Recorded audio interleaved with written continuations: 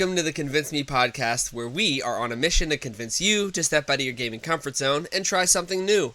Let's get to convincing with a special episode. It is an episode, oh boy, that we are both very excited for. Today is going to be a little different because in our last episode, we said we were going to be doing a regular Convincing Me episode, but a couple of things happened. The main one being Clair Obscur happened. So we are going to pivot this episode because there is a game that is sweeping the gaming landscape and even going so far as to reach a president of a country. So the game we are talking about today is Clair Obscur Expedition 33. Developed by Sandfall Interactive, it is available on Xbox, PC, PS5, specifically Game Pass. And it is basically a French RPG. It's the first FRPG I've ever played. It is in the vein of JRPGs, but it's French. So, to the point where you can't even do Japanese voiceover. You can only do French voiceover or English voiceover, as far as I'm aware. I don't know if there are other languages, but we have been so excited to talk about this game. Darren, I'll let you take over because you're way, way farther in than I am. But talk to me, man. To preface, so the reason that we're doing this episode this week, it's twofold. One, because I didn't shut up about how we should just do the episode this week. Two is that Clair Obscur took all of the time that we should have been playing the other game. Yeah. All of it. Yeah.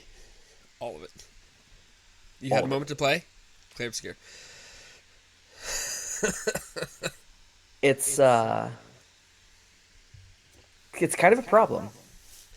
So, yes, I do want to talk before we dive deep. Darren, when did we first hear about this game? Do you remember? Like when this first came to our attention? I believe it was one of the Xbox exclusive. I think it might shows. have been a State of Play. Or not a State of Play. State of Play is Sony, but the other one, the Microsoft ones. Yeah, the Microsoft Direct for Xbox. And it was one of those things where the plot line of it was just so compelling that it made the two of us just kind of stop and go, huh. And then it showed that brief instance of combat that immediately made us think of one of the arguably best games that has come out in the last 20 years. Being Lost Odyssey, which was a JRPG on the Xbox 360. An unsung JRPG hero. Oh, gosh. I mean, it's pretty well sung at this point, considering the pedigree and who worked on it. But regardless, it didn't get as much attention as it should. And now it's honestly kind of funny, because I feel like seeing what Clair Obscur has done now, I wonder if Lost Odyssey had come out now, would it have been better received than it was in... what was it? I guess 2008, 2010, somewhere in that ballpark. That time, yeah. But I mean, we'll never know. But all that is to say is Clair Obscur, what it has done is really nothing short of incredible. I mean, the fact that, what was it, in 3 days hit 1 million purchases? Is that what it was? It's something 3 days ridiculous hit 1 million sales. The French president has given a special shout out to the developer of the game, of congratulating them on what they've accomplished. So there's a lot to get into. But do you know what the crazy thing is about that million sales? That does not count in any way, shape, or form any concurrent Games Pass players. That is just people who purchased the game. Mm-hmm. Because, this game, if you scroll through Reels and you're in the gaming community, you have seen this game pop up on Reels most likely. And everybody is correct in that there were expectations that were set just from the initial trailer that have been surpassed. In And every way. in every way you can conceivably think about, minus a couple of things that we'll talk about. But but the Should we crazy just do that now? Should we just do it now? Because I have nothing else negative to say about it. we will. But I want to give context for the fact that this game has and should put the gaming community on notice of what it takes to make a good game. This game has put so many recent AAA games to shame. And what's crazy about it is multiple things. One thing that's crazy, it was made, they sourced some stuff out. But the main team of this game was 30 people. That's it. 30. There are developers with hundreds, maybe even thousands, working on games that aren't this good or polished. The other thing is that a lot of those 30 developers, this was their first game. Their first ever time making a game. Let's throw one more fun thing in there that I just learned the other day, and by the other day I think I mean this morning. The composer Oh, of this game, Laurent Testard, the game producers or the game director, found him on SoundCloud. this game is such a passion project, and you see it and hear it and experience it every single second you are playing this game. Mm-hmm. There is no bloat in this No, game. All gas, no brakes, and I genuinely, there aren't enough words to praise this game adequately because the developers have achieved the impossible. They outdid so many AAA studios with their first attempt. It's like, and not even just like AAA studios aside, like even if we really filter this down into the microcosm that is just JRPG or JRPG adjacent games, the consensus in the community for, I mean, what now, 15 years, is that the turn-based RPG is dead, and that nobody wants it, and that players won't play it, and that no one wants it. And then you get games that come out like Persona, and they go, well, people play it because it's Persona, and they know what they're getting into, and they love it because it's Persona. and then And then you metaphor. get a game like Metaphor, and they say, "Oh no, but it's just Atlas, so that's fine. It's Atlas, which is basically just Persona. So why not? It was just Persona in a different setting." And then out of nowhere, Nowhere. Sandfall shows up and slaps down my favorite game that has come out since Nier Automata. And what's crazy is that the music rivals Nier's. That's what's blowing me away. I know, I know, I But know. we could ping pong all over the place, but let's take it back. We'll keep Let's it. talk Yeah, about the how the game. Let's talk about how the game feels. So sure. let's break down the system. The system is turn based, full on regular turn based, and the the thing that makes it stand out is that not stand out because there are plenty of games that do it. But one of the reasons it was compared to Lost Odyssey is because every time you use a skill, you can do a QTE, quick time event, to hit the A button to make the move hit harder or achieve things, different things. And you can't just mash a button and get through a fight. Like you could, but you can make fights more engaging by partaking in the quick time event system. So that alone is pretty engaging. You choose your attack and you hit the A button at the right time to make your attack hit harder or give it other things. That's the basic. And you're punished if you fail. Yes. Then you get into the fact that not only are you an active participant in offense, you then become an active participant in defense. Darren, how does that work?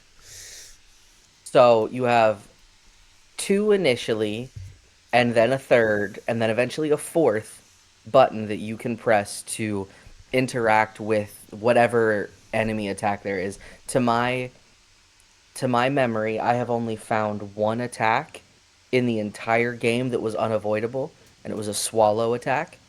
Everything else, you can either press the B button. Now, mind you, all of this is relative to an Xbox controller, so obviously input corresponding PlayStation controls accordingly.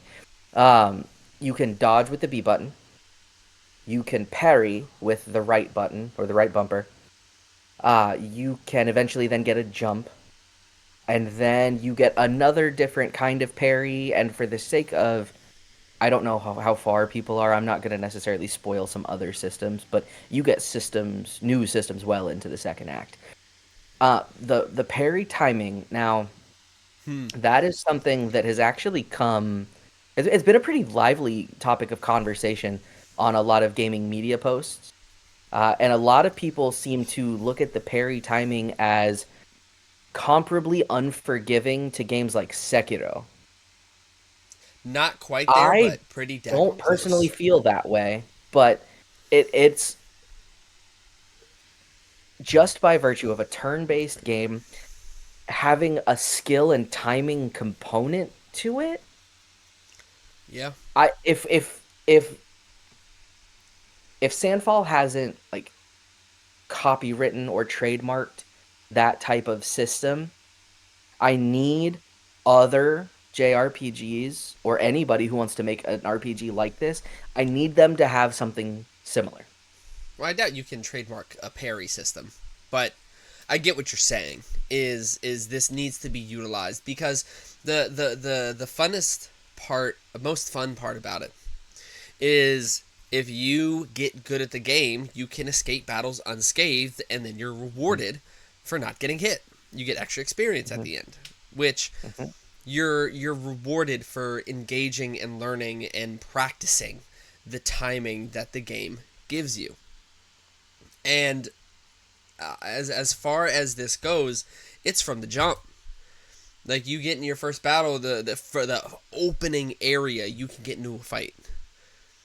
And I was sitting there, and I'm like, I'm not gonna tell you what it is, but you'll when you go down a set of stairs, it'll be off to the right. And I was like, oh, I'm a jack this dude up. So I go into the fight, and this youngin just right in my head. I'm like, oh, it's gonna be like that. And they do the thing that FromSoft games do, which I'm so jittery that it gets me so often. They hesitate their attacks or feint. And there's this one combat you can do where this dude, you're going against this guy, and he jumps up there, and he literally fakes a punch and then comes at you again. And if you mistime that dodge, you're getting hit. Or mistime that parry, you're getting hit. The thing Mhm. about it is there are such subtle clues that if you're paying attention, you'll pick up on them to be able to learn how to parry. So, for example, the attack where he faked a punch had a specific camera angle that I noticed. And so I learned, oh, if it goes to this camera angle, I got to be ready to not fall for the feint and then hit it at the Mhm. right time to parry his attack. And so it's little tiny touches like that that make it honestly punishing but fair because you Yes. have to pay attention. Yes. Like the by virtue of the fact that you are not a passive entity in this game in Yeah. any way, every moment of this game is active to some regard. The dodge timing window obviously is a bit more forgiving than the parry window, albeit not by much. But the rewards for doing it are incredible. It, it's Because you it's just counter it's when you crazy. parry Yeah. perfectly, you counter and deal a lot of damage to the enemy. Like that's your reward Hmm. for parrying. It's not regular damage. Like, you hit them pretty hard. Um, Which you can buff that damage too, and we'll come back to that system in a bit. But you can buff pretty much everything you do to give you extra benefits. So if dodging is your play style, there are things that you can equip to make dodging more beneficial. So you'll either get more AP, you I think there's things that buff next actions that you do if you dodge. you can buff your counterattack damage when you parry. Yes, you can. Like, so But you do, let's if you parry, you do have to parry every single hit of a combo in order to get the damage off, so something I which is noticed, which was interesting, is there were certain combos of attacks where I would miss one of them but still get the counter off. And I don't know yes, what, like, I don't know why. I don't know what I did yes. differently, but a lot of the time it was I would, if it was a 3 attack, I would parry the first, miss the second, parry the third, and then I'd get a counter. But I don't know. So Um, usually that will only happen if the hits of the combo attack somebody else, because that Interesting. means if the third hit, if the final hit Oh, attacks yeah. somebody else, they're the only person who's going to get the parry counter That off makes sense. anyway. That makes sense. So in that sense, because there's some who will do single target, and then third hit is AoE.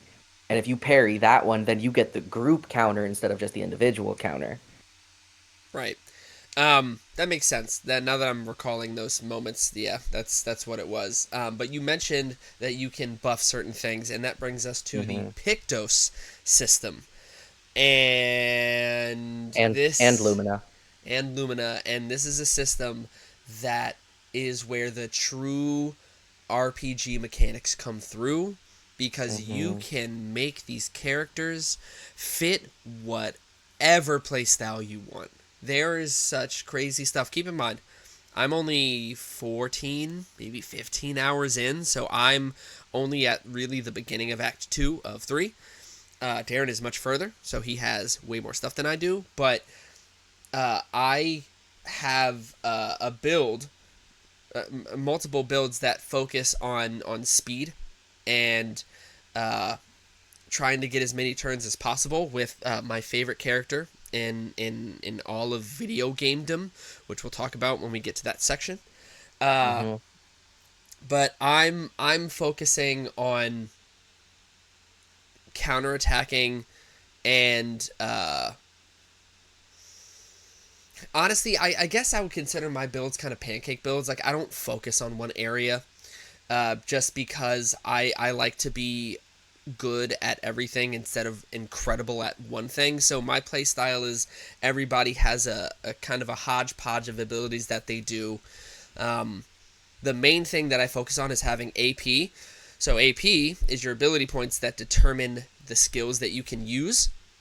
And every time you do a basic attack, you build that AP, and you need certain amounts of AP to use your abilities, which obviously, starting with more AP means you can use your stronger abilities right off the bat. And so that would be what I focus on, is getting AP to use stronger attacks for me.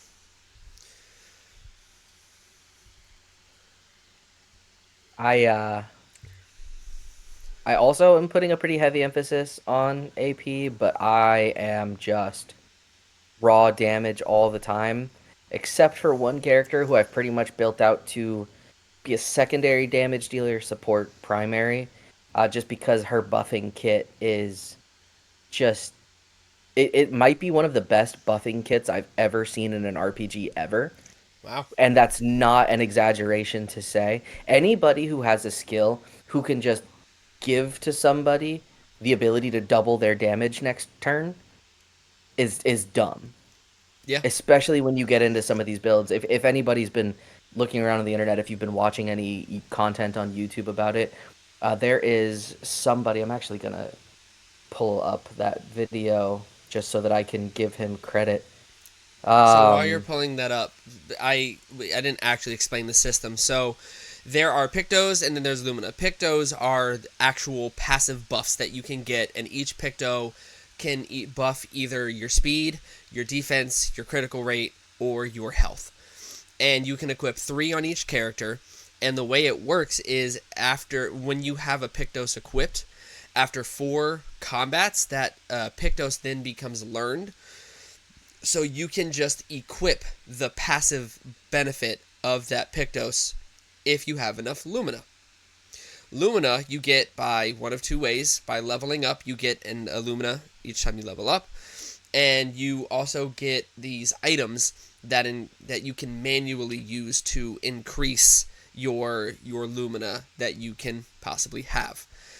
And so when you equip the Pictos with the Lumina, you don't get the buffs to your health and defense, but you get the passive. And so that is where the build variety comes in, because you really are equipping the Pictos to, 1, learn the ability, but 2, get the buffs to your health and defense and things. But it also gives you, I'm going to be honest, I don't equip my Pictos for their passives. I equip my Pictos to buff my defense and health and crit rate. Because the abilities that I have equipped, I have abilities that that doesn't benefit me at all, but it gives me a ton of defense and health. But the Lumina, they require a certain amount depending on how good it is. So there's one called Energizing Start, which buffs how much AP you have at the beginning. And as far as I'm aware, I have found 4, and each time from 1 to 4, it increases by 5 Lumina. So Energizing Start 1 costs 5, Energizing Start 4 costs 20. So that alone is a lot of Lumina that you need just to equip the AP buff. So you really have to consider what is it you want to do and focus on, because you can't just equip everything, which is a good thing, because then what would be the point? Wait until you find Energizing Turn, which just gives you an extra AP every turn as well. So that's another thing. Damn. All right. And well, I believe that is also 20. Though that one might be 40, but I'm pretty sure it's 20. Oh my gosh. I have a couple that are 40. Okay, so the person who uploaded this video, YouTube handle is Blitz, BLTZZ. And he uploaded a video of a build 3 days ago with Mael, one of the characters in the game, hitting for 1.6 billion damage under a certain circumstance. I think that is enough to one-shot maybe everything in the game except for the optional super boss. But even then, that's crazy. And I remember he showed some posts on, I believe, X after he uploaded that video, and the game developers were even completely shocked and didn't know that was possible. When you not outwit, but when you do things that the devs didn't intend, I consider that a win for the developers, because it means that 100%. they truly give you an incredible amount of variety to do things with, which is great on Sandoval. Absolutely. It means that they've created, not only that, but they've created a game that people feel passionately about to spend the time, their own personal time, trying out different builds to try to make something optimized, if for no other reason than hitting the big number. I think Ciel's got a few abilities that she can do too. There's some craziness that can happen, but it's the builds are very different. Yeah, and so they've created that system that lets you pretty much make characters be whatever you want.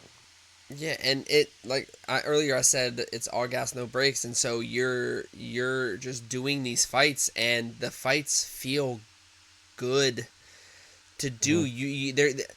The thing about a lot of turn-based RPGs, and really a lot of JRPGs specifically, is mm-hmm. you get battle fatigue. You get tired because eventually you obtain your ideal, I guess, rotation of abilities, especially in turn-based. And so naturally, when you go into a combat, you're like, I'm going to use this ability to buff this, I'm going to use that to do that, and I'm going to do this, and then, all right, battle's done. And then that's what you do every single time, because it's the strongest series of events. And this game, you can do that, but I mean, I can't speak for Darren because he's way farther, but in 15 hours, I still get excited to do combat. I'm not tired of it. I don't feel that like, well, here I go. I guess I got to do this so I can get the level or get this thing. I get excited to get back into combat in this game.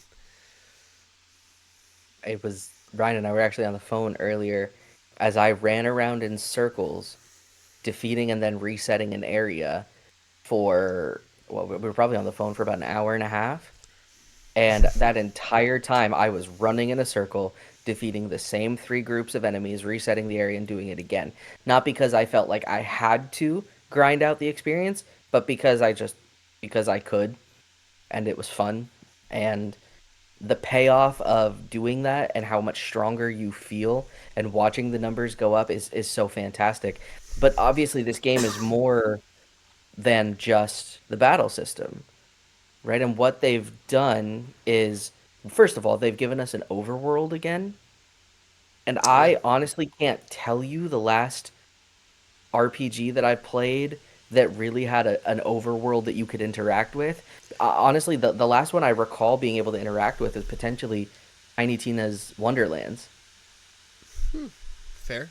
Fair. which was not the same kind of love and care And here. it's so the overworld. I love exploring the overworld because it's basically a diorama. Hmm. Um, I'm trying to think. There was a game that came out not that long ago that had similar. It might have been Fantasia Neo Dimension. I think that also has like diorama areas. But yeah, you feel like you're running around a diorama. It's beautiful, which we'll get into art direction just a bit. But it's fun to run around. You get a way to explore the overworld more efficiently, and yeah, it's just fun to do. And they put stuff in it. It's Yeah. not just an overworld with locations. Like there's enemies to encounter on the overworld. There's unique enemies to encounter on the overworld. Mm-hmm. There's completely missable items to find on the overworld. So your sense of exploration is rewarded on the map itself, let alone when you get into dungeons where they give you proper traversal mechanics.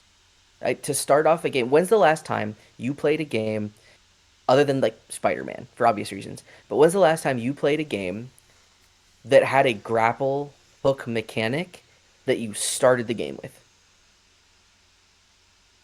In almost Uh, every other instance, you have to find that as an item if it exists. And they yeah. just give you that ability right off rip. You actually can Yeah. jump and you can scale climbable things. Which when have you played a JRPG or JRPG With adjacent mantling. game with a jump at all? Uh, I mean, like Final Fantasy 15, that that sure. that does bring me to the Nope, nope. Hold one. it. Hold it. You Hold want to it. hold it? Hold it. I think we'll get there because there's a couple that are Okay. worth talking about. Okay. Hold it because I'm with you. But you have a jump, you have a mantle, you get to interact with the world as a whole. You have an ability that if you see the enemy coming towards you to enter combat, you can like shoot out this nondescript thing that I know what it is, but I don't know if you have put it together and probably not. Um, in order to enter combat first so that you get a preemptive strike on those enemies. But that same thing, you can use it to break breakable objects in the map to find hidden stuff. In fact, there are even some passages inside of this area that is very prevalent to the story that if you do that, you break open things that you can then jump through and explore, like hidden passages in the wall, which is super fun. So, I mean, the traversal for a JRPG that is not about traversal is good and it feels good and it's rewarding to explore because they Yeah. put stuff places. The old Souls like FromSoft trope of check behind everything because there's probably something there is so alive and well here that it almost feels like it's a love letter to so many incredible franchises done well. Yeah. Yeah. And you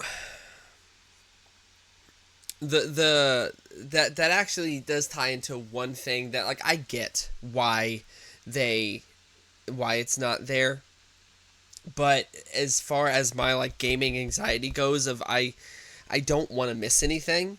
Hmm. There is no there's an overworld map, but there's no map in the dungeons, and some of these dungeons can be so labyrinth-esque that it can feel really easy to get lost and feel like you're missing things. And unless you have an incredible sense of direction, my sense of direction is not that bad, but unless you have an incredible sense of direction, it's really easy to get overwhelmingly lost in some of these places, and there's no map to help you. So the only thing you have to help you is landmarks that you have to just mentally keep track of. But it ties into what the purpose of the game is. It makes sense in the world of why there is no map, of why you are feeling lost in these places. And it's because you are an expeditioner who is exploring this world to do something. I mean, it's not They tell spoiler to you. talk about what you're They doing. tell It's like you the right opening of the away. game. Yeah. You Yeah. you are. Let's use this as a chance to get into the story. Um, we are not going to spoil anything. We are not going to get into specifics. But uh, the writing in this game, at the point that I'm at, makes me personally so incredibly angry. And I say that because, as I mentioned earlier, a team of 30 people have created characters that you care so deeply about, dialogue that feels natural, intrigue that you have to get the answer to, and it's done so naturally and well. And it makes me mad when there are these AAA titles that just can't do writing well. And when you're in a story-based game, the writing is what makes a good story-based game. You can talk way more about the story and what it's been like for you, but Darren, before we get into that, what is what are we doing in this game? What is the goal? What are you trying to do? So you come from a city called Lumiere, and you are a member of Expedition 33. This is the expeditions are numbered on a countdown from when this mysterious being known as the Paintress first appeared, and inscribed on a monolith a number. And every person whose age was the same as what that number was underwent something called the gommage, or they died. They basically turn into flower petals and float away. Each year, that number counts down. And so, consequently, more and more people have been dying. So, it is a race against a very literal year clock before all of society dies, because people are dying younger and younger each year. You are a part of this expedition to try to defeat the Paintress to make it so that this can no longer happen. As a result, you traverse the world, finding the remnants of the expeditions who've come before you, who have paved the way for you to get as far as you potentially can. And when I say that, here's where one of the most compelling cases of polish in any game I've ever seen. Right? Because I mentioned before the grappling points, Mm, right? mm-hmm. This game went out of its way to give you details on the team that put them there. Because they weren't just there. One of the expedition team's whole jobs was to go through the world and install these grappling points so that expeditions in the future could use them to get farther. if that's not the sign of a team that cares about the world that they've crafted, Yeah. I cannot give you a better example. The, man, it's one of those things where you when you play a game like Horizon, Grand Theft Auto, in a sense, really any open world game that does have a story, there is. I'm going to use a word here, a couple words. There is a little bit of ludo narrative dissonance. For those who don't know what that means, basically, when the gameplay doesn't match the story. So, perfect example. There's a game series called Uncharted. And in Uncharted, you spend many hours in each game shooting dudes and killing hundreds of guys. And throughout the whole time, your hero is making quips like about killing these guys. And then there will be times in cutscenes where killing one person is this big, like, oh my gosh, it's this big thing, when the whole game is about you shooting dudes in the face. Now, obviously, Uncharted has reasons why like certain characters might matter more than others. However, your main character has spent the whole game killing a bunch of dudes. And so that is ludonarrative dissonance where you're like, what I'm doing in the game kind of it's like it can still be good, but it's not like matching what the story and cutscenes are giving me. Which it happens, it's fine. You can still have a good game anyway.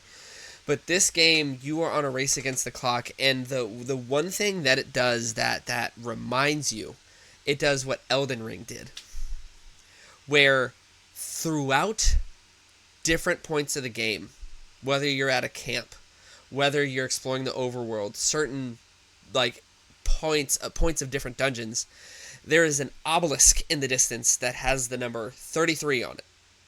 Because that's what the paintress modifies to show, like, oh, when you turn this age, this is what happens. That obelisk is just ever present. Just a constant reminder of, like, hey, you got to get this done.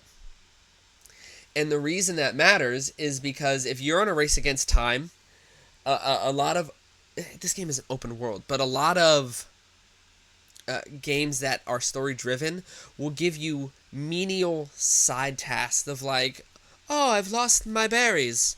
Would you please find my berries for me? And it's like, well, I need to go save my brother before he dies. But I mean, yeah, sure, I can go get your berries. There isn't that in this game.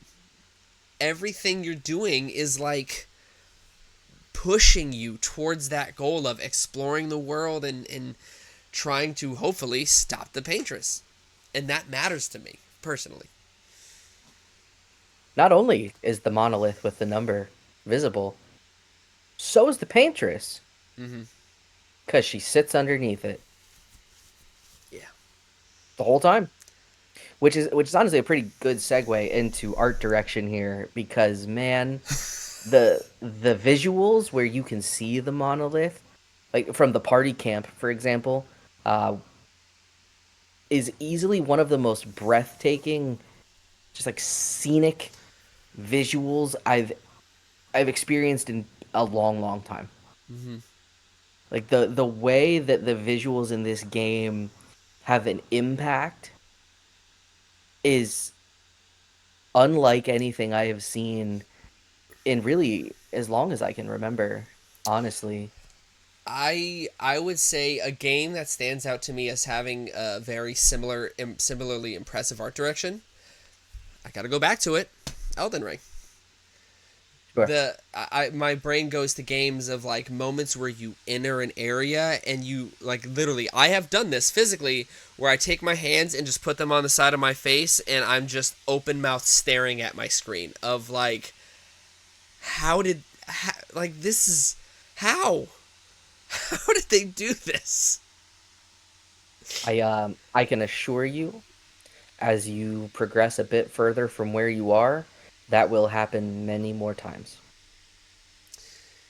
There, And in fact, then this has the other thing that we have done multiple times to the point where I even took a video Snapchat to send you earlier that some of the music that occurs in combat, because there's different combat themes, which I know crazy, considering JRPGs always usually have the same battle theme or the same boss theme with very little diversity.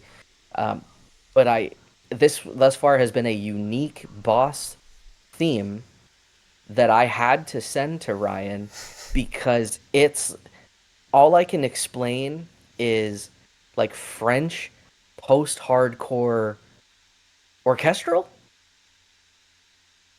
that's it. post-hardchestral. I like the words coming out of your face. I put it down. I listened to the full song loop before I took my single first turn in combat Yeah, you sent me a because lot. I didn't want to push it too far and the song change. True. And it did. The song changed in phase 2 to the next part of the song. There are so many different battle themes, man. Like I know. it's crazy. But it's both. It is hauntingly beautiful. That is Hmm. like because you see a world that's been broken because there was something called the fracture that I still like don't really know a lot about, but you can tell that this world was at some point, Hmm. and you see it. Hmm. And so, if you wanted comparison, if anybody like really played Elden Ring and fought a boss called Lich Dragon Fortisax, if you go look up the skybox for the Lich Dragon Fortisax boss fight, it has one of my personal favorite art direction skyboxes of all time. It is beautiful, and you just get so many moments in this game of they didn't like you didn't have to do this. Like they didn't have to do this for us, but they did. And the problem is because they did, now I expect it. If a team of 30 people can give me imagery like that, why can't a AAA studio with millions of dollars? That is actually something that does not worried isn't the right term. That has It me is it's worried for me, to be no honest. worried for Sandfall Mm, because they have officially set the bar way up here. So like yeah. certain developers have had years to hone their craft and they've had mistakes, made mistakes, had failures that they learned from and done XYZ, but that was their first few games. This group's first game is a masterpiece, man. Where do you It, go yeah. from top floor? I it's early in the year 2025. I and it sucks. It sucks that this game is as good as it is because nothing else this year.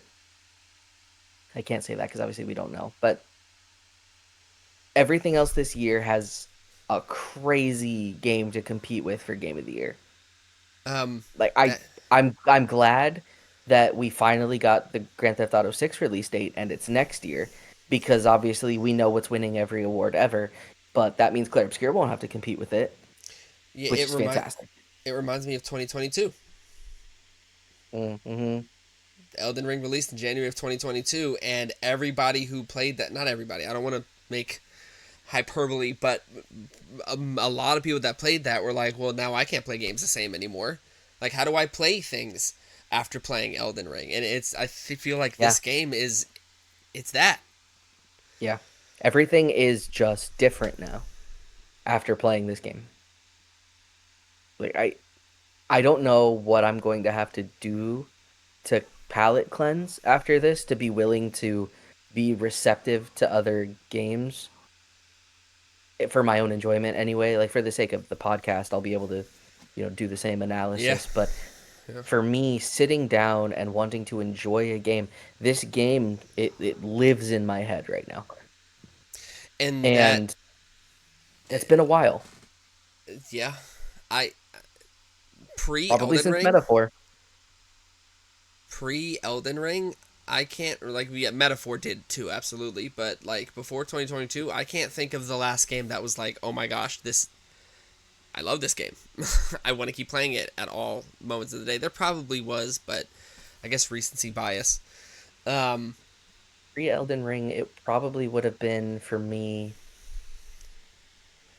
eh, probably Breath of the Wild, and sure, before that, Witcher 3. But the fact sure. that we're talking about a relative indie game in the same conversations as The Witcher 3 and Zelda Tells you all and you a need. FromSoft game, I mean, it's remarkable. Tells you all you It's need. remarkable. Let alone the soundtrack. I can go on forever.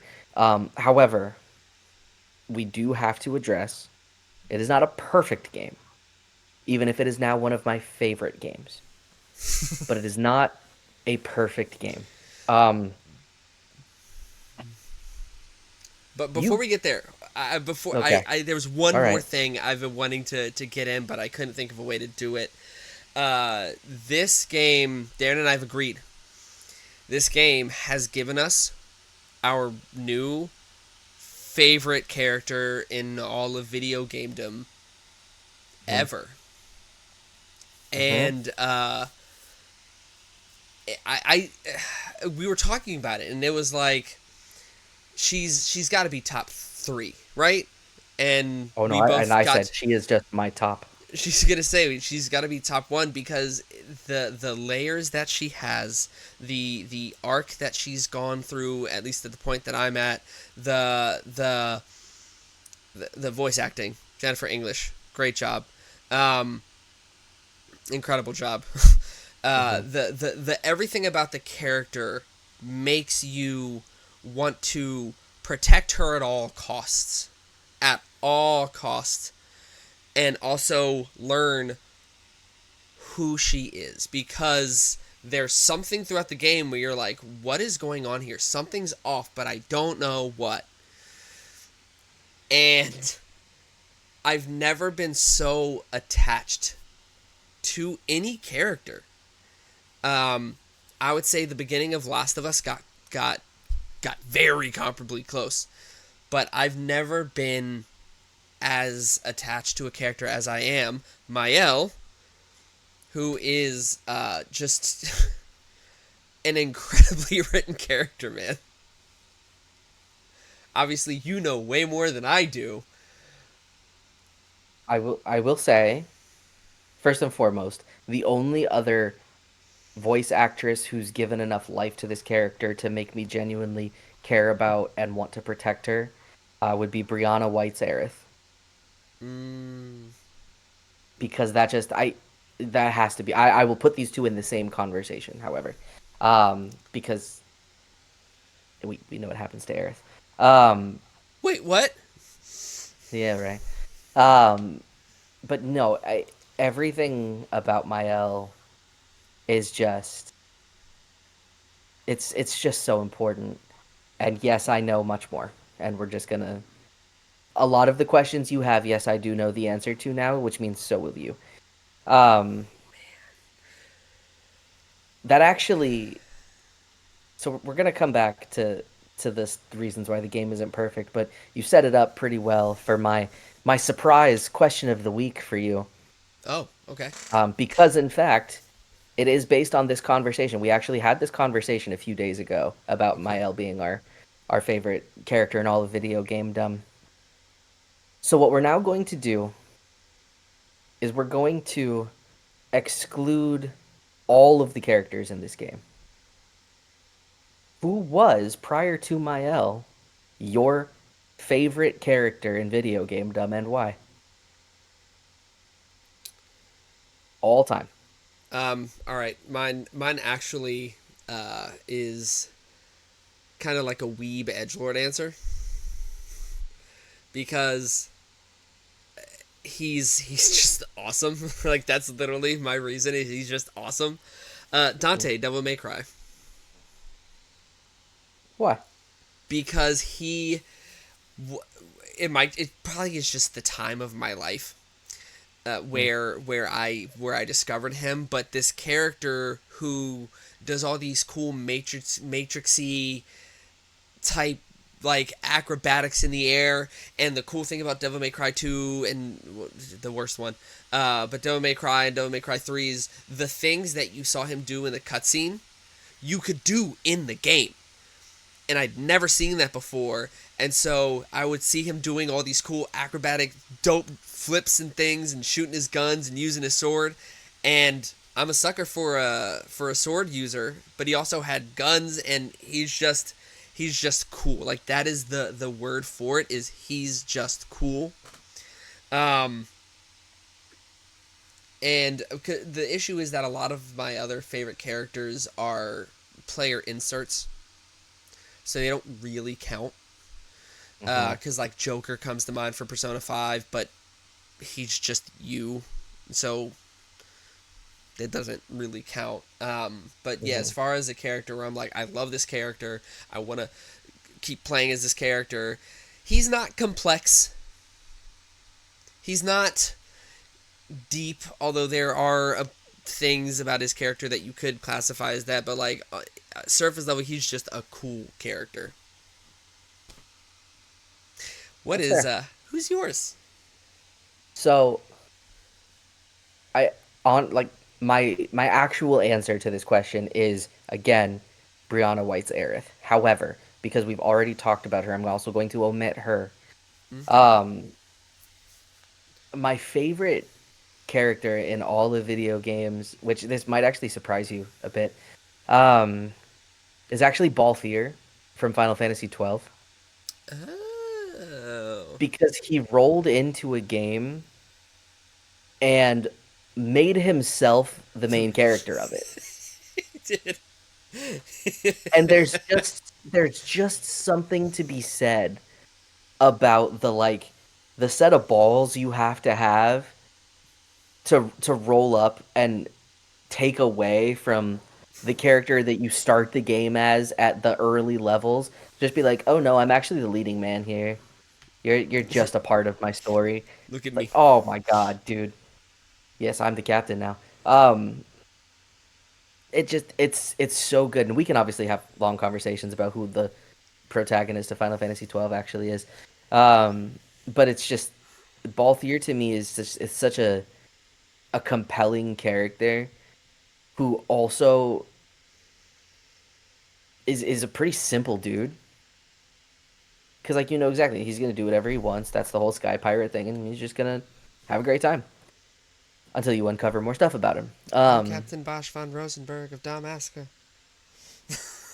Bash von Ronsenberg.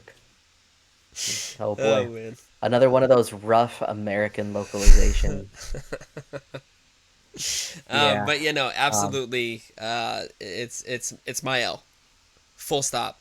But up there is definitely Joel's daughter from Last of Us, because she was just awesomely written. But no, like Mhm. it's Dante Yeah.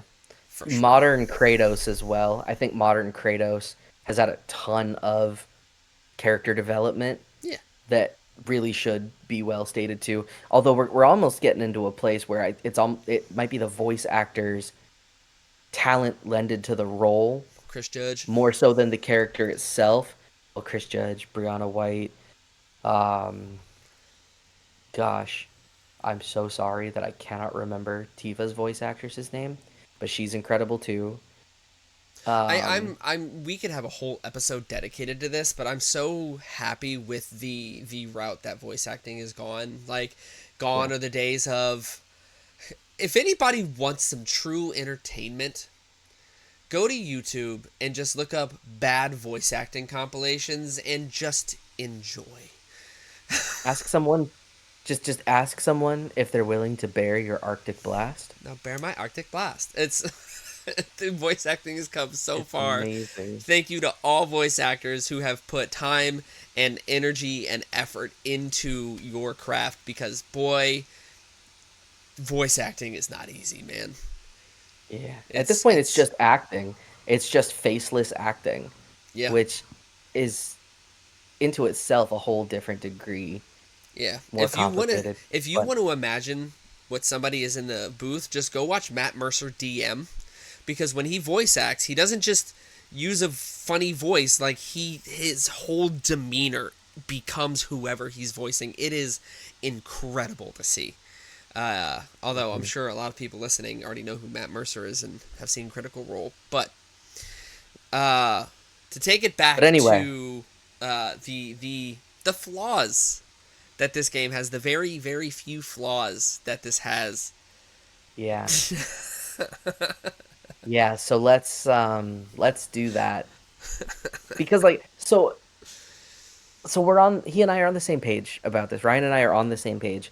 And we don't know if this part of this game is this way because it's very self-aware, or if it's because they really tried to do something and within the confines of the system they built, it's just kind of janky. But there are these areas in the world that are always completely optional and give you the cosmetics, which is the other thing we haven't even talked about. The fact that the majority of the things you can purchase in shops are just cosmetic items to make your characters look however they want, and they look that way in cutscenes, which is amazing. But these areas give you cosmetics if you succeed at them, and they are mini game driven areas. And man, with the exception of the fourth one that I just did yesterday,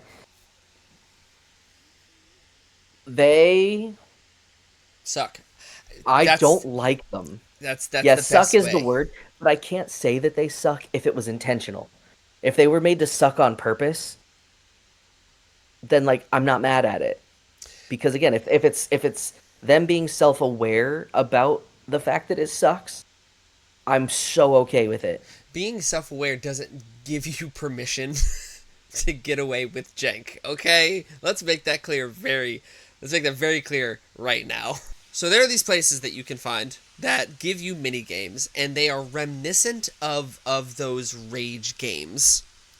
If you've ever heard of them, Getting Over It with Bennett Foddy, Only Up, there's so many of these games. They are basically streamer bait or YouTube gamer bait because they are designed to induce rage. That's their point. And these areas that give you these cosmetics, let's just say They're that. this game was not designed to be a platformer Not at a all. not a precision platformer for sure. And No. a couple of these are precision platformer I was I was on the games. phone with Darren for one of them, and he was he was dying on the other side because every few minutes he just kept hearing me go, "There's more," because it just kept going, and my palms were so sweaty because I was so nervous because you just gotta keep going. You gotta Only keep up, going. only up. I And think when you fall, the pit drop in your stomach feeling is just I think that's just the you thing. I don't mind jumping from high places. oh, oh, no. Hated it. But But all that is to say, the only times in this game that I have actively said this is not fun are those. if your worst critique is that your side content isn't perfect, One part of your side content one part of your side content, specifically, then I mean, yeah, you've done something pretty well. you've done something right. And every other expectation that this game has, it surpasses in every single way. And this episode may sound like we're bouncing all over it because honestly we are, and it's only because there's so much good about this game to say, and it's so Hmm. rare to have such a complete package on release that it warrants it warrants playing. Whether you are new to JRPG style games, whether you're an expert, whether you're somewhere in the middle, this game is a great introduction to what games can and honestly should be. I want to also talk about how what I hope this game doesn't become is what some other recent really well received games have become. So, for example, Baldur's Gate 3. When Baldur's Gate 3 came out, it was critically praised from all aspects of everywhere. And then developers came out of the woodwork and were like, hey, doing something of that quality is not feasible for us. It's not feasible for every game that comes out. That's not realistic to expect the polish and quality of what Baldur's Gate 3 is. This game made by 30 people says otherwise. This game made by 30 people that costs $50 says otherwise. $50. I'm curious. I have to know. What was Clair Obscur's development budget? What did Oh, they I wonder spend? if they published that. Let's find out. I honestly, regardless, $50 this game. So this is just rumor, but I'm seeing that it's possible that its budget was sub 10 million. Sub 10 million. So let's even just call it a cool 10 million. And in 3 days they sold 1 million copies. And that also includes their like collector's editions that they released, which of course cost more than $50, as one would expect.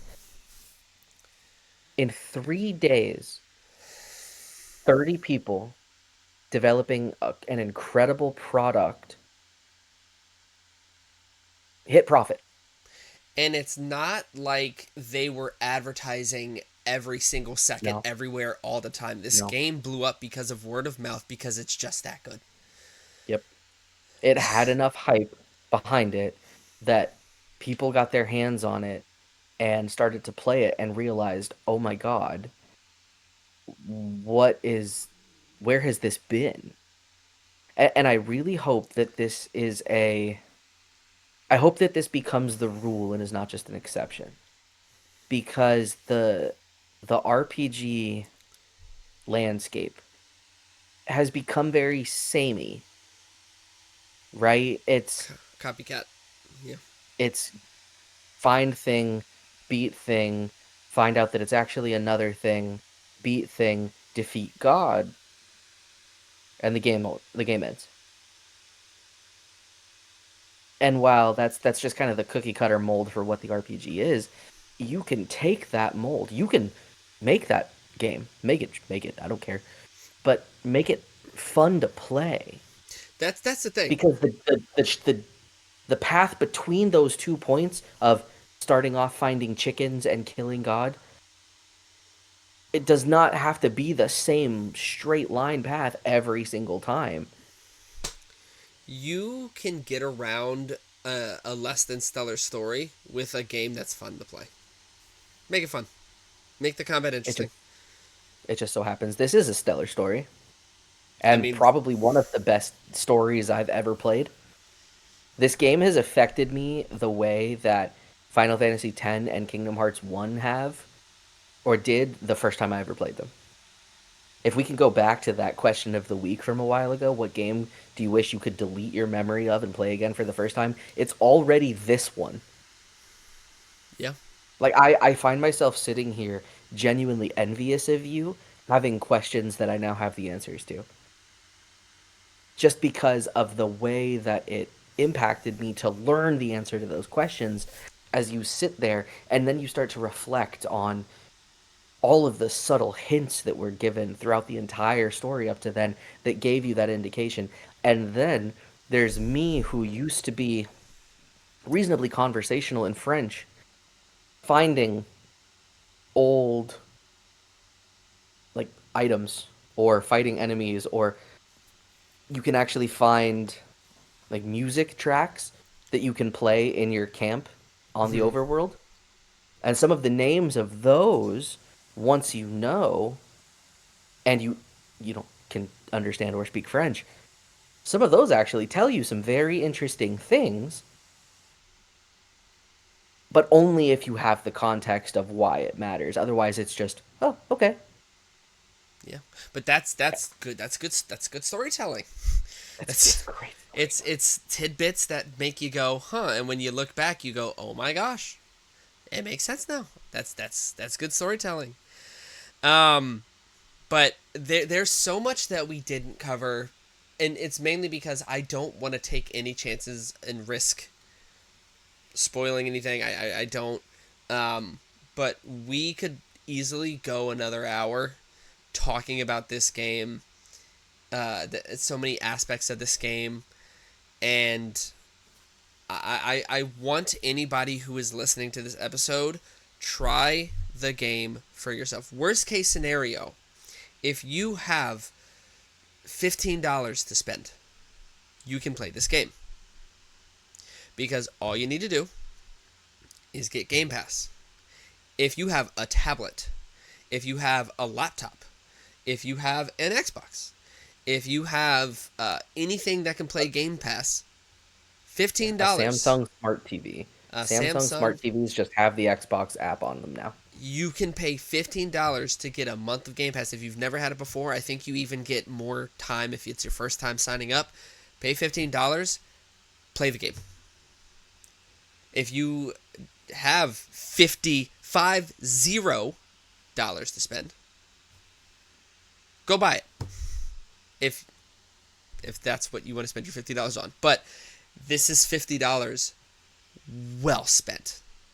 Um, so let's summarize kind of what how we feel about this game. Darren, is this a must play for you? I want to think about this before I say this out loud. And it's hard to say this definitively just Oh, because I'm still doing it. yeah, yeah. This game is easily for me now I'm gonna look you in the easily eyes when you say top this. easily top 5 all time, Okay, possibly top 3 all time, okay. with an argument to be made for my favorite game of all time. Will I don't know if I can say that in earnest that it's my favorite game of all time. Easily top 5. There's no question. It booted out many things. Top 3 we get a little more complicated because I would put it in the conversation with 4 games. So it plus 3 others. mm-hmm. So that like spots 1 through 4 are up for grabs. But Nice. this game is now in the conversation with me, or for me, with Elden Ring, with Skyrim, and with Borderlands 2 as my favorite games of all time. Oh, past 10 in Kingdom Hearts. Wow. And 10 is 5, but yeah. Wow. But I'm not It kicked out Witcher 3, it kicked out Cyberpunk, it I'm kicked out any Pokemon game, it kicked out Metaphor, it kicked out much. It kicked out a lot.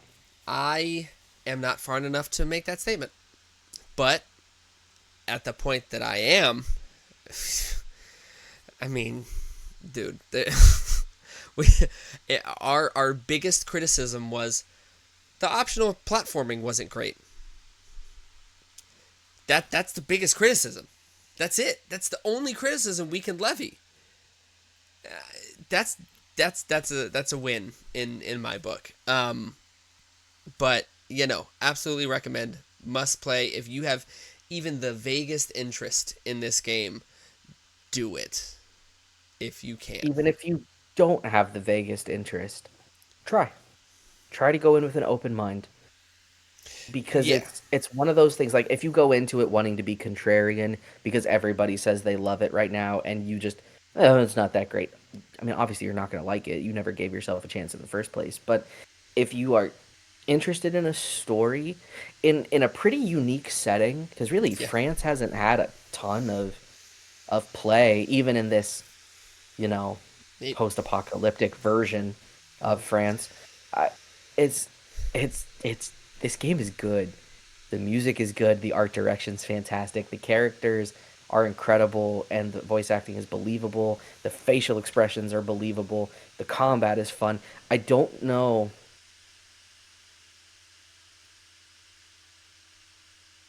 The only thing that I could see a very specific group of people who are specifically and explicitly contrarian wanting. So obviously there's no battle royale mode. So obviously it can't be game of the year without a battle royale mode. But like other than that, It, just just try just try it. yeah. And don't let the turn-based aspect of it turn you off at all. Don't. It is not Dragon Quest turn-based combat. Because Or that's the thing about Persona. Dragon Quest. Like it is simple turn-based combat with fun stories and all that. This game is so interactive in all the best ways. You should absolutely give it a chance. And if you speak French, even better. Have fun. I'm on. But with that said, I hope we have convinced you to give this game a try, because it's there. My vocabulary is not wide enough to come up with new words to describe just how amazing it is. If you have played it, leave a comment. Tell us what you think. Do you agree? Do you think that there are more flaws that we missed? What mechanics did we miss? Because there are a lot of mechanics that I didn't want to risk going into spoiler territory. I'm also the kind of person that likes the getting a new mechanic is a joy for me. So there is definitely some stuff that we left out or didn't specify. But yes, will you give this game a shot after listening to us rant and rave and gush about it? If not, please tell us why. What's holding you back? And maybe we can convince you in the comments or on some form of social media, which is at the bottom of our screen. Look up Convince Me Gaming or Convince Me Media to find us. And with that said, Darren,